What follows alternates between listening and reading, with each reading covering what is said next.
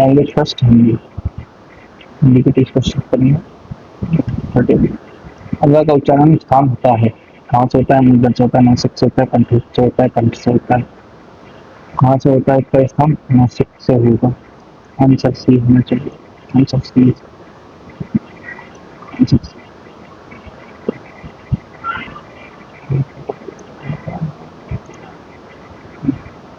ये नासिक से है, ये अंदर ऊपर अनमोल का उच्चारण स्थान लिखते हैं। कंठ तालु मुद्रा। कंठ का क्या है? छोटा आ बड़ा टावर विसर्ग है। टावर का मतलब है का खाजा है। काली छोटी ई बड़ी ई चावर का चावल है। गैया है क्या? मुर्गा है। री टावर के रा और सा। दंत आपका टावर के ला और सा। पोस्ट होगा छोटा ऊ बड़ा ऊ पावर। नासिक होगा उनका मिया ना ना पा। ठीक है। कंठ काली थी। ए ऐ ओ। ए ऐ ऐ होगा। ठीक है। कंठोष्ठ हो ओ होगा। दंतोष्ठ हुआ होगा। तालु नासिक से होगा। कंठ नासिक से होगा। कंठ से नासिक से। अच्छा से 4 गज मल ये विशेषण होता है। 4 गज मल मल 4 गज मतलब इसका नाप बता दिया, नाप पर और मल कर दिया। तो ये क्वांटिटी बता दी। 4 गज परिमाण होगा, गुण होगा, 4 मानी 4 गज संख्या और 4 तो होगा, लेकिन गज भी है तो गज परिमाण नहीं आता। तो इसका आंसर परिमाण होना चाहिए। आंसर 4 परिमाण बोधक विशेषण है जो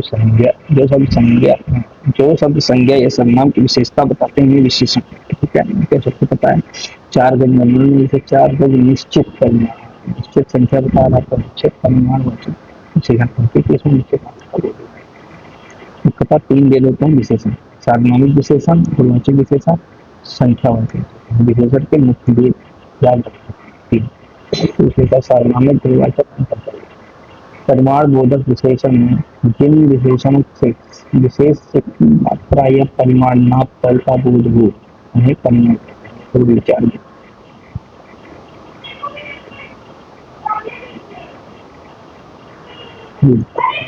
2 मिनट निश्चित बता रहा है। 2 किलो आटा एक निश्चित है। ठीक है। परिमाणवाचक विशेषण के 2 ले लेते हैं, निश्चित और अनिश्चित। निश्चित में 1 2 3 मात्रा मतलब स्पेसिफिक है।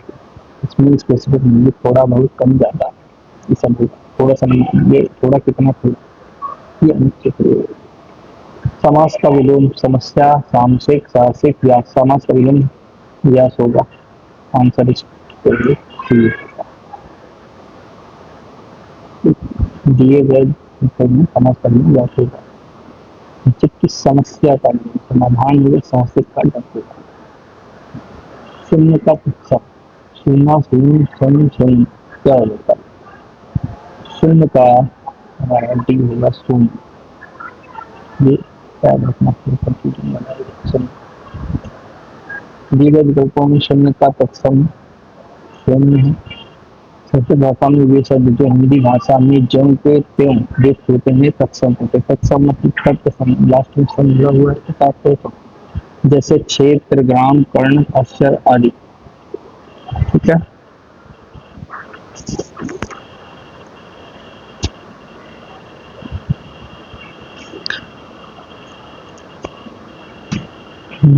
35 आंख की किरकिरी का होने का अर्थ मुहावरा है।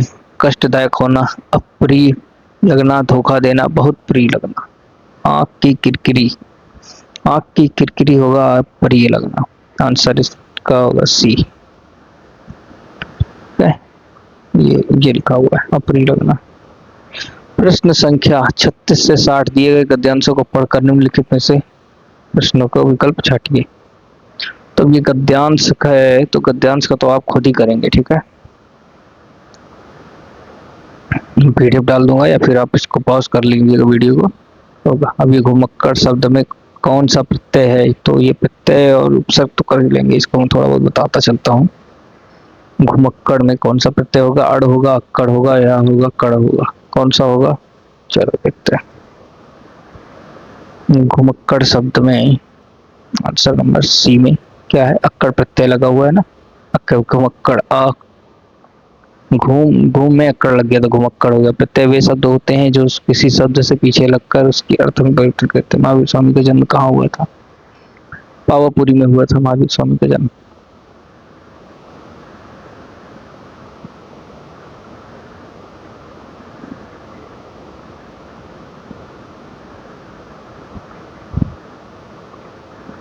सैंतीसवां, महावीर स्वामी का जन्म कहाँ हुआ था? कुशीनगर, पावापुरी, परसौली, वैशाली। तो इनका जन्म वैशाली में हुआ था।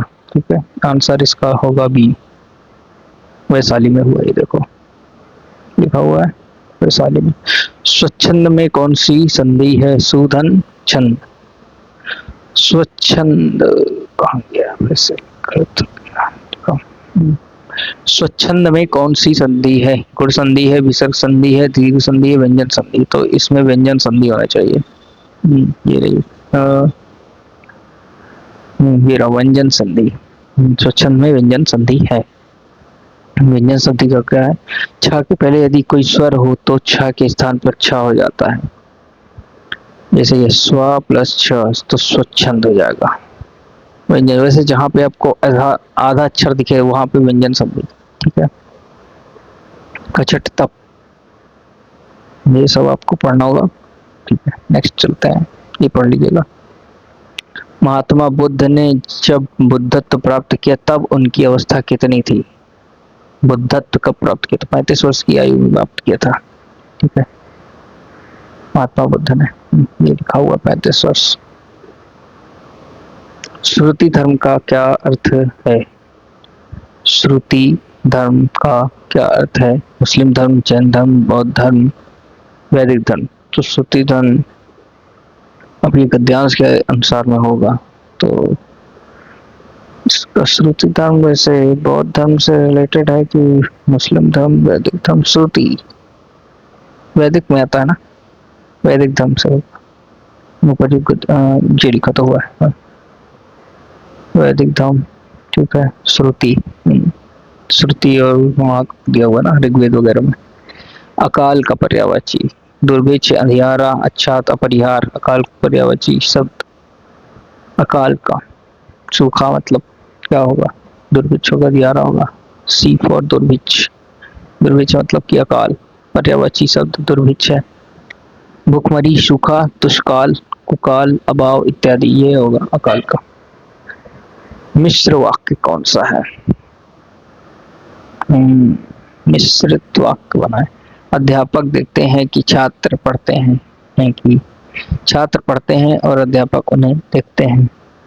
संयुक्त यही होगा भी, होना तो यही चाहिए। अध्यापकों के सम्मुख छात्र पढ़ते हैं। क्या अध्यापकों के सम्मुख छात्र पढ़ते हैं? देखते हैं कौन सा है।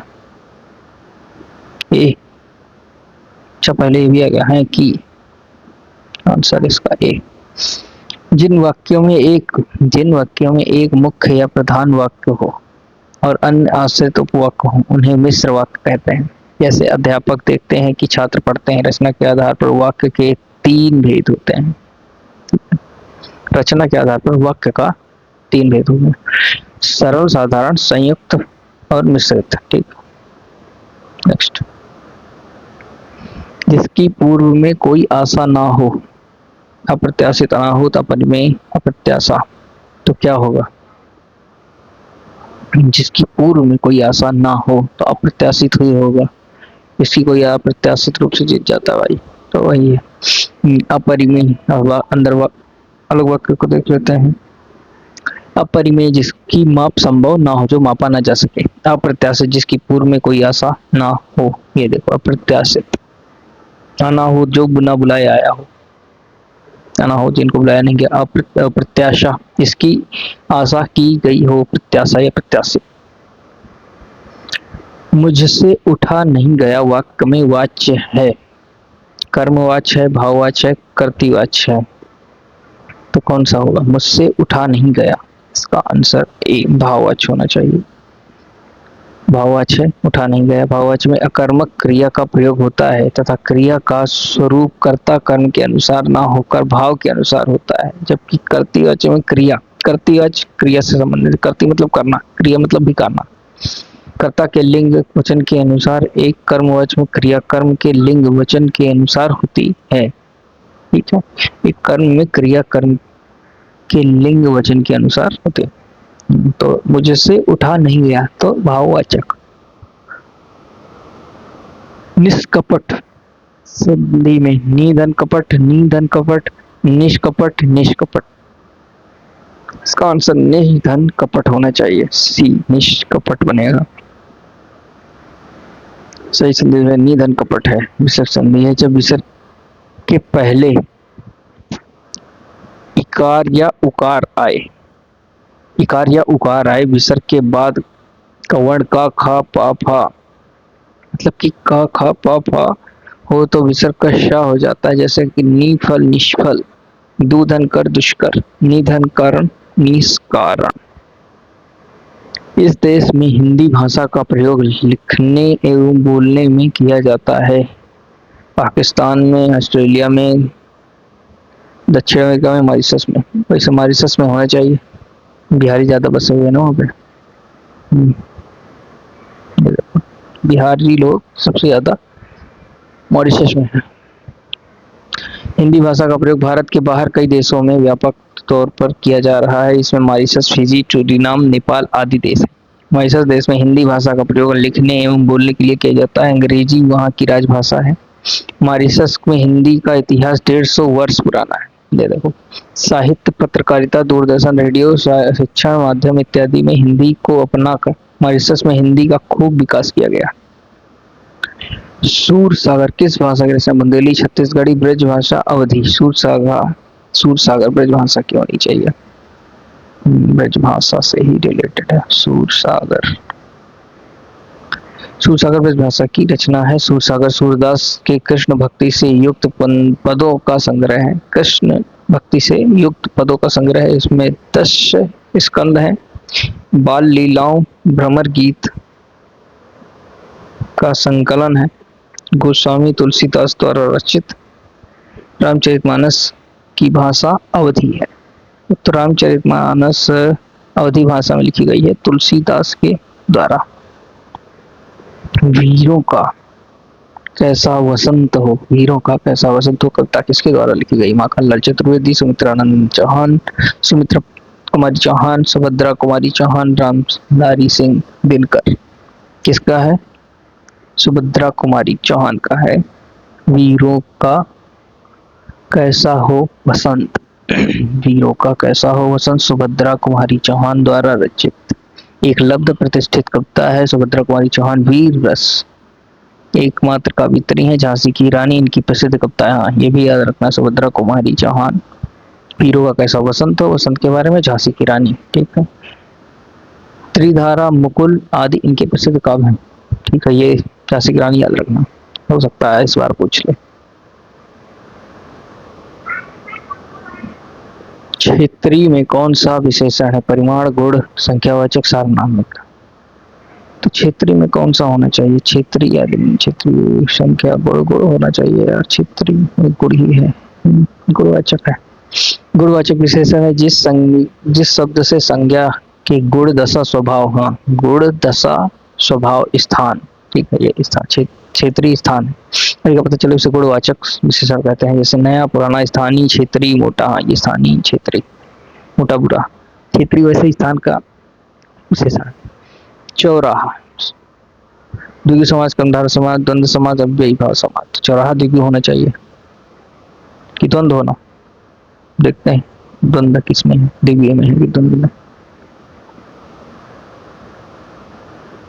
ए फॉर द्विगु। चौराहा द्विगु समास है। द्विगु समास के पूर्व पद संख्यावाची होते हैं।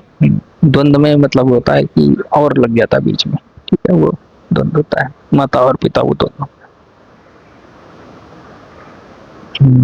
समूह समाहार दो तक होता है, जैसे दोपहर, नवरात्र, पंचवटी, चौनी, ये सब संख्यावाची। ठीक है, पूर्व पद एवं उत्तर पद के बीच विशेषण और विशेष या उपमेय उपमान का संबंध हो तो कर्मधारय समास होता है। नीलगाय, विद्यारत्न, महापुरुष आदि याद रख लेना, ये सब इंपॉर्टेंट है जो एक्सप्लेनेशन पढ़ा रहा हूँ मैं। जिसमें पूर्व पद की प्रधानता हो, सामसिक पद अव्ययी हो, अव्ययी भाव, जैसे आमरण, जन्मा, अयावत जीवन, तो ये बहुत ईजी है इसे। अब बेभाव समास, पूर्व पद की प्रधानता हो, सामासिक पद अव्यय हो, सामासिक पद अव्यय हो, ठीक। बस। मौखिक अभिव्यक्ति का स्वरूप है श्रुतलेख, शुद्धवर्तनी, सुलेख, आशुभाषण। श्रुतलेख मौखिक अभिव्यक्ति, श्रुतलेख होना चाहिए यार। आशुभाषण है, आशुभाषण क्या है पढ़ देखते हैं।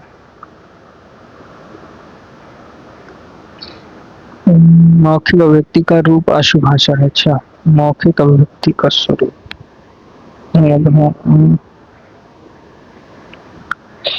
मौखिक अभिव्यक्ति का रूप आशुभाषण है।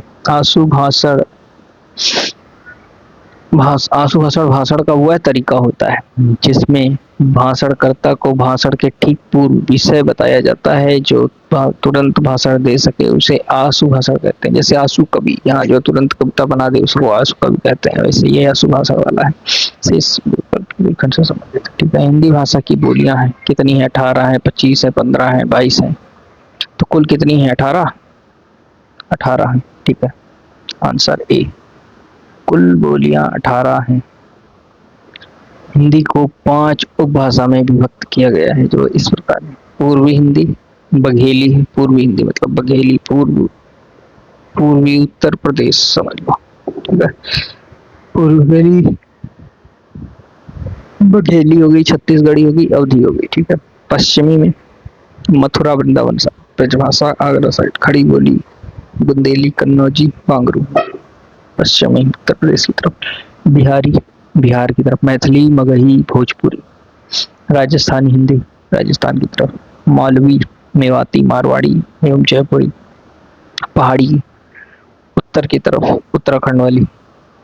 कुमाऊनी और गढ़वाली, इनकी बोलियों को मिलाकर कुल 17 बोलियां होती हैं। तथा दक्षिणी हिंदी मतलब दक्षिण हिंदी का पूर्व रूप कुल मिलाकर 18 बोलियां। ध्यातव्य है कि भारतीय संविधान की 8वीं अनुसूची में 22 भाषाओं का उल्लेख मिलता है, ठीक। सामाजिक शब्द में मूल शब्द और प्रत्यय है समाज और एक होना चाहिए। समाज और एक, समाज, ये क्या डी होगा? देखो कितना कंफ्यूजन वाला है क्वेश्चन है। डी, समाज। एक प्रत्यय लगने से पहला अक्षर बड़ा हो जाता है। सामाजिक, जैसे आध्यात्म में एक लगा दो आध्यात्मिक हो जाता है, वैसे ही सामाजिक हो जाएगा। एक प्रत्यय है जो शब्दांश शब्द से किसी शब्द के अंत में जुड़कर मूल शब्द के अर्थ में नया शब्द बनाते हैं। हाँ, तो एक जो लगता है ना, तो पहला अक्षर जो होता है वो बड़ा हो जाता है। तो एक से समाज से सामाजिक हो गया। एक है संसार, सांसारिक हो जाएगा, तात्कालिक हो जाएगा। मेरा देखो, तात्कालिक, सांसारिक, सामाजिक। प्रथम प्राय दीर्घ हो जाता है।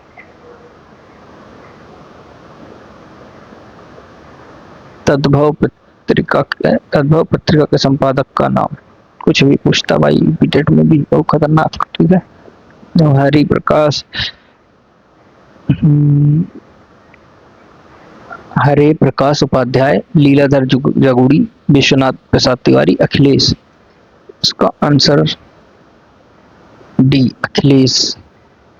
कौन है अखिलेश? अखिलेश यादव तो नहीं। तद्भव पत्रिका के संपादक समकालीन हिंदी कथा साहित्य के एक प्रमुख हस्ताक्षर अखिलेश। यह त्रैमासिक पत्रिका है। इसका प्रकाशन लखनऊ उत्तर प्रदेश से होता है। ज्ञातव्य है कि गोरखपुर से प्रकाशित दस्तावेज पत्रिका के संपादक विश्वनाथ प्रसाद तिवारी है। विश्वनाथ प्रसाद तिवारी दस्तावेज है, ठीक है। 12 बरस लौ कुकर जीवे, अरु 13 लौ जिये सियार। नए पंक्ति किसकी है? था चंद्रवरदाय की, जगनीक की, नरपति नल्ला की, विद्यापति की। तो जगनीक की है। जगनीक साहब कहते हैं, क्या कहते हैं? 12 बरस लौ कुकर जीवे, मतलब 12 बरस तक कुकर जीवे। अरह 13 लौ जिये सियार, मतलब 1 साल ज्यादा 13 सियार जीता है। इस पंक्ति की जगनीक कृत परमाल रासो आल खंड से, परमाल रासो। यह ग्रंथ आल्हा छंद रचित वीरों में उत्साह जगाने वाला है। विद्यापति की कृतियां कीर्ति लता, कीर्ति पताका तथा पदावली। चंद्रवरदाई ने पृथ्वीराज रासो, हाँ ये बहुत इंपॉर्टेंट है। चंद्रवरदाई ने कौन सी लिखी है या पृथ्वीराज रासो किसने लिखी है, तो ये याद रखना है, पृथ्वीराज रासो चंद्रवरदाई ने लिखी है। नरपति नाल ने बीशल देव रासो नामक ग्रंथ लिखा है। बीशल देव रासो नामक ग्रंथ नरपति नाल ने। किस शब्द की वर्तनी सही है? अनुग्रहित, अनुग्रहित, अनुग्रहित, अनुग्रहित, अनुग्रहित भी होना चाहिए।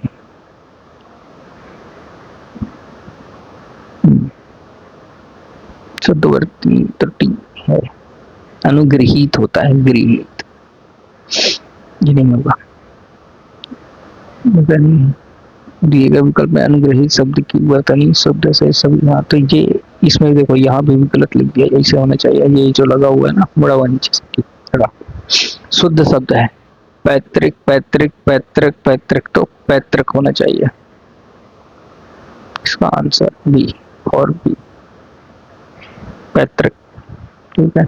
शाह ध्वनि का उच्चारण तालु, दंत, मूर्धा, दंतालु कहाँ से होगा? तालु, देखते हैं तालु सही हो रहा है। शाह ध्वनि का उच्चारण स्थान तालव्य है। ये देखो प्रश्न संख्या 31 व्याख्या, व्याख्या बता चुका हूँ ना, पहला प्रश्न था हिंदी का। अत्यंत शब्द में प्रयुक्त उपसर्ग है अति।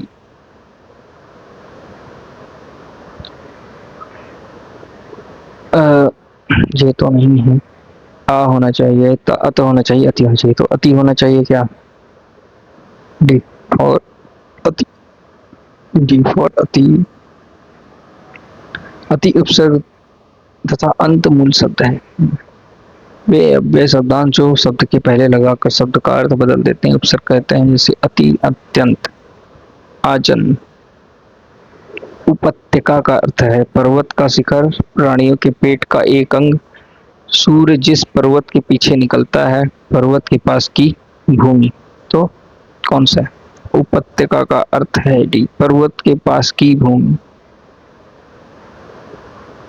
पर्वत के पास की भूमि। सूर्य जिस पर्वत के पीछे से निकलता है उसे उदयाचल कहते हैं। जिस पर्वत के पीछे से निकलता है सूर्य उसे उदयाचल कहते हैं, तथा पहाड़ के ऊपर के समतल भूमि को आदित्यका कहते हैं। ये इंपॉर्टेंट है, समतल भूमि जो पहाड़ के ऊपर होती है आदित्यका, टेबल लैंड बोलते हैं ना, पठार, आदित्यका, ये कई एग्जाम में पूछा जा चुका है। तो यहाँ पे हमारे 60 क्वेश्चन हो गए हिंदी के। अब हमारा है नेक्स्ट लैंग्वेज इंग्लिश।